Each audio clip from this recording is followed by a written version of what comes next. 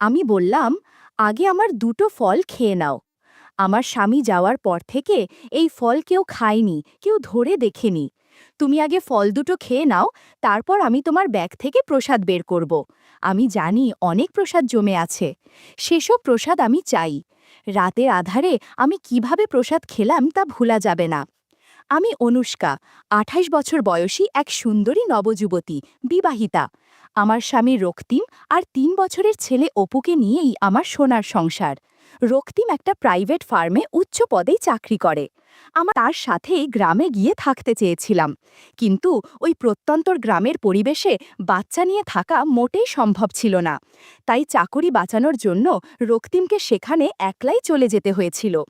আমি বুঝতেই পারছিলাম না রক্তিমের সংজ্ঞা পেলে আমি থাকবই বা কিভাবে। কোনো বিবাহিতা নবযুবতীর ক্ষেত্রে দিনের পর দিন, রাতের পর রাত স্বামী ছাড়া থাকাটা যে কতটা কষ্টকর আমি সহজেই অনুমান করতে পারছিলাম। এবং এক রাত্রে আমি রক্তিমকে বলেই ফেলেছিলাম, রক্তিম, তুমি রাতের পর রাত আমার থেকে দূরে থাকলে আমি কিভাবে নিজেকে শান্ত রাখব বলতে পারো? ভাবতে পারো তোমার যন্ত্রণা পেলে আমার গাছের ফল সব শুকিয়ে যাবে। রক্তিম হেসে ইয়ার্কি করে বলেছিল, অনুষ্কা, তুমি অত চিন্তা করো না, আমি তোমার জন্য অন্য কোনো বিকল্প ব্যবস্থা করেই ফেলব, আর নিজের জন্যে ওই গ্রামেই কোনো বিকল্প বউ খুঁজে বের করব, যে আমাকে সময় দেবে। কথাটা ওই সময় হাসির ছলে বলে থাকলেও রক্তিম আমার জন্য বাস্তবেই নতুন এক বৈচিত্র্যময় ব্যবস্থা করেছিল, যেটা আমি প্রথমে ভাবতেও পারিনি। একদিন রক্তিম অফিস থেকে ফিরে আমায় বলল, অনুষ্কা, আমি কাজের সুবাদে অন্য শহরে বদলি হয়ে গেলে বাড়িতে তোমার আর অপুর একলা থাকা মোটেই সুরক্ষিত হবে না। তাছাড়া একলা থাকলে তুমি রাত বেড়াতে কোনো প্রয়োজন পড়লে কারোর সাহায্য পাবে না। তাই আমি ভাবছি, আমলেটি বয়স হিসাবে আমাদের দুজনের চেয়েই ছোট, তাই সে পেইং গেস্ট থেকে আমার অনুপস্থিতিতে তোমার ছোট ভাই হিসাবেও যে কোনো দরকারে তোমার পাশে থাকতে পারবে। আমাদের বাড়ির সামনের দিকের ঘরটিতে, যার সাথে লাগোয়া টয়লেট আছে, ওই ছেলেটির থাকবার ব্যবস্থা করব। খাওয়া দাওয়ার সময় সে সামনের দরজা দিয়ে বেরিয়েই আমাদের ডাইনিংয়ের জায়গায় চলে আসবে, কারণ আমাদের প্রাইভেসির জন্য বাইরের ঘর এবং আমাদের শোবার ঘরের মাঝের দরজাটা বন্ধ রাখব। আমি প্রস্তাব মেনে নিয়েছিলাম। পরের দিন সন্ধ্যায় রক্তিম অফিস থেকে ফেরার সময় সেই ছেলেটিকে সাথে নিয়ে এলো। কি সুদর্শন চেহারা ছেলেটার, তেমনি সুন্দর তার চালচলন, ঠিক যেন সাক্ষাৎ কোনো হিন্দি সিনেমার নায়ক। ছেলেটা প্রথম দেখাতেই যেন আমার মনের ভিতর জায়গা বানিয়ে নিল। আমার মনের ভিতর তার প্রতি একটা আকর্ষণ তৈরি হয়ে গেল এবং দুষ্ট বুদ্ধিও নাড়া দিতে আরম্ভ করল। আমি মনে মনে ভাবলাম, রক্তিমের অনুপস্থিতিতে যদি এই ছেলের সাথে সময় কাটাতে দারুণ হবে। হঠাৎ ওই ছেলেটারই ডাকে আমার যেন স্বপ্ন ভাঙল। ছেলেটা নিজেই অত্যন্ত মৃদু গলায় হাসি মুখে শুভেচ্ছা বিনিময় করে বলল, ভাবিজান, আমি জাহির খান, গতকালই এই অফিসে কাজে ঢুকেছি। রক্তিম স্যার নিজের বাড়িতে আমায় আশ্রয় দিচ্ছেন, তার জন্য আমি আপনাদের দুজনের কাছে ভীষণ কৃতজ্ঞ। আমার জন্য আপনাদের কোনো অসুবিধা না হয় সেটা আমি সবসময় খেয়াল রাখব। স্যার তো বাইরে চলে যাচ্ছেন, তাই ওনার অনুপস্থিতিতে আপনার যা কিছু প্রয়োজন হয় আমি, তুমি কিছু মনে করছো না তো? তোমার যখন যা কিছু প্রয়োজন হবে তোমার ভাবিজানকে বলে চেয়ে নেবে। এসো, তোমায় আমি তোমার ঘর দেখিয়ে দিচ্ছি। তুমি একটু ফ্রেশ হয়ে নাও, তারপর আমরা একসাথে বসে চা খাবো। আর হ্যাঁ, তুমি যখন অনুষ্কাকে ভাবিজান বলে সম্বোধন করছো, তখন তাকে আর আমায় আপনি না বলে তুমি করেই বলবে। সেটা আমাদের দুজনেরই অনেক বেশি ভালো লাগবে। সে ঘরে ঢুকে কিছুক্ষণের মধ্যেই নিজের সব জিনিসপত্র সুন্দরভাবে গুছিয়ে পোশাক পাল্টে নিয়ে ডাইনিং টেবিলে এসে বলল, ভাবিজান, চা দাও। তখন জাহিরের পরনে ছিল পায়জামা এবং হাতকাটা পাতলা পাঞ্জাবি। আমি পরেছিলাম হাতাকাটা ব্লাউজ আর একটা শাড়ি। জাহির আসার সাথে সাথেই আমার ৩ বছর বয়সী ছেলের সাথে ভাব জমিয়ে ফেলল এবং তার সাথে খেলা শুরু করে দিল। রাত্রিভোজনের পর জাহির আমাদের দুজনকে শুভরাত্রি জানিয়ে নিজের ঘরে চলে গেল। ২-১ দিনের মধ্যেই জাহির আমাদের সাথে ভীষণভাবে মিশে গেল। তাও রক্তিমের সামনে আমি জাহিরের সাথে যথেষ্টই দূরত্ব বজায় রাখতাম। খুব শীঘ্রই রক্তিমের স্থানীয় অফিস ছেড়ে নতুন জায়গায় বদলি হওয়ার সময় চলে এলো এবং একদিন সে আমাকে আর অপুকে ছেড়ে গ্রামে চলে যেতে বাধ্য হলো। কয়েকদিন আমার খুবই মন খারাপ লাগছিল, কিন্তু আস্তে আস্তে সময়ের সাথে আমি রক্তিমের অনুপস্থিতি সইয়ে উঠতে লাগলাম। রক্তিম চলে যাবার পর জাহির আর আমার মধ্যে বন্ধুত্ব আর ভরসা আরও অনেক বেশি বেড়ে গেল। জাহির অপুর খেলার সাথী হয়ে যাবার সাথে বাড়ির কাজেও আমাকে খুব সাহায্য করতে লাগলো। কিন্তু প্রতি রাতে বিছানায় শুইতে গেলেই আমার কেমন যেন মনে হতো, শুধু এপাশ ওপাশ করে ছটপাট করতাম। সেদিন সন্ধে থেকেই ঝিরঝির করে বৃষ্টি হয়ে চলেছিল। বৃষ্টির টুপটাপ শব্দ পরিবেশটাকে যেন অনেক বেশি রোম্যান্টিক করে তুলছিল। জাহির আমায় বলল, ভাবিজান, তুমি কেমন যেন মনমরা হয়ে আছো। ভাইজান জানতে পারলে কিন্তু আমার ওপর ভীষণ রাগ করবে। শোনো, আজ রান্নার ছুটি। আজ আমরা তিনজনে একটা সিনেমা দেখব, তারপর একটা ভালো রেস্টুরেন্টে ডিনার করব। আজ কিন্তু সব খরচ আমার, তুমি কোথাও কোনো টাকা দেবে না। আমারও এই পরিবেশে বাড়িতে থাকতে আর যেন ভালো লাগছিল না। তাই আমি জাহিরের প্রস্তাবে রাজি হয়ে ছেলেকে তৈরি করে নিজের পোশাক পাল্টে নিয়ে বেরোনোর জন্য তৈরি হয়ে গেলাম। সেদিন আমার পরনে ছিল জিন্সের প্যান্ট এবং টি শার্ট, যেটা সাধারণত আমি রক্তিমের সাথে বেড়াতে যাবার সময় পরতাম। এই পোশাকে আমাকে খুব মানায়। ওড়না পরি না বলে বেশি আকর্ষণীয় লাগে। জাহির আমার দিকে এক পলক তাকিয়ে মুচকি হেসে বলল, ওয়াও, কি ড্রেস দিয়েছ ভাবিজান, তোমায় তো একদম 20 বছরের নবযুবতী মনে হচ্ছে। আমি লজ্জা পেয়ে বললাম, আচ্ছা, ভাবিজানের রূপের অনেক গুণগান করেছ, এবার বাড়ি থেকে বের হও, তা না হলে সিনেমা আরম্ভ হয়ে যাবে। আমরা তিনজনে মিলে একটা ক্যাবে সিনেমা হলে পৌঁছালাম। তখনও বেশ ঝিরঝির করে বৃষ্টি পড়ছিল। সিনেমা হলে আমি এবং জাহির পাশাপাশি বসলাম এবং আমার অন্য পাশে অপু বসেছিল। সিনেমা শুরু হবার পর হল পুরো অন্ধকার ছিল। এ সময় জহিরের হাতের সাথে আমার হাতের স্পর্শ লাগছিল। বারবার মনে হচ্ছিল জহিরকে কাছে টেনে নেই, কিন্তু ভদ্রতার খাতিরে তা বলতে পারছিলাম না। সিনেমার শেষে আমরা তিনজনে একটা দামি রেস্টুরেন্টে ডিনার সারলাম। জাহির আমার প্লেটে এতটাই খাবার তুলে দিয়েছিল যে আমি শেষ করতেই পারছিলাম না। আমার অবস্থা দেখে জাহির বলল, ভাবিজান, একদম জোর করে খাবে না, তুমি একদম চিন্তা করো না, আমি তোমার সমস্ত অবশিষ্ট খাবার খেয়ে নিচ্ছি।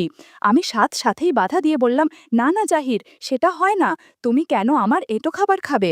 প্রত্যুত্তরে জাহির মুচকি হেসে বলল, কেন ভাবিজান, দেওর কেন তার আদরি ভাবিজানোর প্রসাদ খেতে পারে না? আমি নিশ্চয়ই আমার সুন্দরী ভাবিজানের প্রসাদ খাবো। এই বলে জাহির জোর করে আমার এটো প্লেট থেকে কাবাবের উচ্ছিষ্ট অংশটা তুলে খেয়ে ফেলল। জাহির আমার উদ্দেশ্যে দুটো বিশেষণ ব্যবহার করেছিল, আদুরি আর সুন্দরী। এই দুটো শব্দ তার মুখ থেকে কি অজান্তেই বেরিয়েছিল, নাকি সে কোনো ইঙ্গিত দিয়েছিল? জাহিরের এই সম্বোধন দুটি আমার মনটাকে অস্বস্তিতে ফেলে দিচ্ছিল। ডিনারের শেষে ক্যাব ভাড়া করে আমরা তিনজনে বাড়ি ফিরে এলাম এবং নিজেদের ঘরে ঢুকে গেলাম। তখনও বেশ ঝমঝমিয়ে বৃষ্টি পড়ছিল, তার ফলে কেমন যেন একটা তামের পরিবেশ সৃষ্টি হয়েছে। আমার পাশেই আমার ছোট্ট অপু ক্লান্ত হয়ে গভীর ঘুম দিচ্ছিল, অথচ আমার চোখে ঘুম চলে গেছিল এবং মনের মধ্যে দুটো শব্দ, আদুরি আর সুন্দরী, বারবার নাড়া দিচ্ছিল। আমি আমার আর জাহিরের ঘরের মাঝের বন্ধ দরজাটার দিকে তাকালাম। এই দরজাটার ওপারেই জাহির আছে। ভাবলাম, জহির কি করছে একটু দেখা দরকার। তখন আমার পরনে ছিল নাইটি। ওই অবস্থাতেই আমি মাঝের দরজার কাছে গিয়ে ছিটকিনিটা নামিয়ে কপাট দুটো খুললাম। জাহিরের ঘরের ভেতরের দৃশ্য দেখে আমার চোখ কপালে উঠে গেল। জাহিরের ল্যাপটপটা চলছিল। ল্যাপটপের স্ক্রিনে আমার ফেসবুকের প্রোফাইল ছবিটা ভাসছিল, আর জাহির সেই দিকে তাকিয়ে অদ্ভুত আচরণ করছিল। আমি আর চুপ করে দাঁড়িয়ে থাকতে পারিনি। গুটি গুটি পায়ে এগিয়ে গিয়ে আমি জাহিরকে বললাম, জাহির, তুমি একবারও মুখ ফুটে তোমার মনের কথাটা আমায় বলতে পারলে না? জাহির আমার সহসা আক্রমণে পুরো ভ্যাবাচাকা খেয়ে ভীষণ ভয় পেয়ে সাথেই নিজেকে গুছিয়ে আমতা আমতা করে বলল, না না ভাবিজান, তুমি কিছু মনে করো না, আর ভাইজানকেও যেন এ বিষয়ে কিছু বলো না, প্লিজ তুমি আমায় ক্ষমা করে দাও, আমি আর কোনোদিন এমন করব না। আমি মুচকি হাসি দিয়ে বললাম, শোনো, প্রথমত এই সময় আমি তোমার মুখ থেকে ভাবিজান শুনতে চাই না, অনুষ্কা শুনতে চাই। দ্বিতীয়ত, আজ আমি সিনেমা হলে তোমার পাশেই বসেছিলাম। তুমি অন্ধকার থাকা সত্ত্বেও আমার কানে কানে তোমার মনের ইচ্ছেটা বললে না কেন? তুমি যদি আমায় এতটুকুও জানাতে, তাহলে মাই আর বাধা দিতাম না। কিন্তু কেন আর কিসের ভয়ে তুমি আমার দিকে একটাও পা এগোতে পারলে না? শোনো, তুমি যেটা ছেলে হয়েও বলতে পারলে না, আমি মেয়ে হয়েই বলছি। আশীর্বাদের প্রসাদ আমি নিতে চাই। এই প্রসাদ পেলে আমি নিজেকে ভাগ্যবতী মনে প্রসাদ নিতে চাই। বন্ধুরা, তোমরা বুঝেছ তো কিসের কথা বলছি? আমার কথা শুনে জাহিরের ভয় কমে গিয়ে মুখে হাসি ফুটল। বললাম, আগে দুটো ফল খেয়ে নাও। রক্তিম যাওয়ার পর থেকে এই ফল কেউ খায়নি, কেউ ধরে দেখেনি। তুমি আগে ফল দুটো খেয়ে নাও, তারপর আমি তোমার ব্যাগ থেকে প্রসাদ বের করব। সেদিন রাতে জহির ঘণ্টাখানেক আশীর্বাদ করেছিল আর অনেক প্রসাদ দিয়েছিল। আমি জহিরকে বললাম, আজকের মতো এখানেই থাক, আবার কাল আশীর্বাদ করো, কেমন? পরের দিন ভোরে আমি যখন উঠলাম, জানালার ফাঁক দিয়ে কোমল আলো ঘরে ঢুকছিল। ঘড়ির কাঁটা তখন ৬টা ছুঁই ছুঁই, কিন্তু আমার ঘুম ভাঙল অনেক আগেই, কারণ রাতের স্মৃতি যেন এখনও বুকের ভেতরে কাঁপছিল। জাহির তখনও পাশের ঘরে, আমি জানতাম, তবুও মনে হচ্ছিল সে আমার খুব কাছেই আছে। রান্নাঘরে ঢুকে চা বসালাম। কাপে ধোঁয়া ওঠা চা ঢালতে ঢালতে আমার মনে হচ্ছিল আজকের দিনটা যেন সাধারণ হবে না। গত রাতের কথা ভেবে আমার ঠোঁটের কোণে অজান্তেই হালকা হাসি ফুটে উঠছিল। কিছুক্ষণ পর জাহির ঘরে এলো, মুখে এক অদ্ভুত লাজুক কিন্তু উজ্জ্বল হাসি। আমি চা এগিয়ে দিয়ে মজা করে বললাম, কি হলো, ভোরবেলা এত চুপচাপ কেন? সে লাজুকভাবে নিচে তাকিয়ে শুধু বলল, অনুষ্কা, আমি ভাবিনি তুমি আমায় এতটা সাহস দেবে। আমি মিষ্টি গলায় বললাম, সাহস তো আমি শুধু শুরুতে দিলাম, বাকিটা তোমার নিজের ভেতরের শক্তি। আমার কথা শুনে তার চোখে একটু উজ্জ্বলতা এলো। চা খাওয়া শেষ হতেই আমি বললাম, চলো বাগানে যাই, সকালবেলার হাওয়া আজ বেশ সুন্দর। আমরা দুজন উঠোন পার হয়ে বাগানে গেলাম। কচি রোদ আর হালকা শিশির মাখা ঘাস পায়ের নিচে ভিজে ভিজে লাগছিল। আমি একটা আম গাছের নিচে দাঁড়িয়ে হঠাৎ বললাম, জাহির, জানো তো, কাল রাতের মতো মুহূর্ত বারবার আসে না, কিন্তু যদি তুমি চাও আমরা প্রতিদিন একটু একটু করে সেই অনুভূতিটা বাঁচিয়ে রাখতে পারি। জাহির একটু কাছে এসে দাঁড়ালো, তার চোখে আবার সেই দ্বিধা দেখা দিল। আমি মৃদু হেসে বললাম, আবার ভয় পাচ্ছ? ভয় পেও না, আমি আছি। তারপর আমি একটা আম ছিঁড়ে এনে তার হাতে দিলাম। বললাম, দেখো, এই ফলের মতো জীবনটা মিষ্টি হতে পারে যদি আমরা চাই।